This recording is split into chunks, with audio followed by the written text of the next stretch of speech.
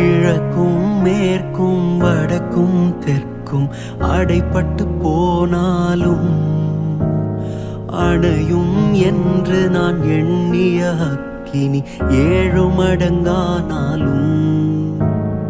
கிழக்கும் மேற்கும் வடக்கும் தெற்கும் அடைப்பட்டு போனாலும்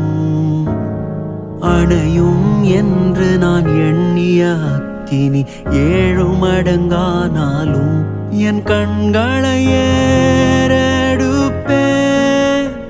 என் கைகளை உயர்த்திடுவேன், உம்முகம் நோக்கிடுவேன். நான் வெட்கப்படுவதில்லை, கண்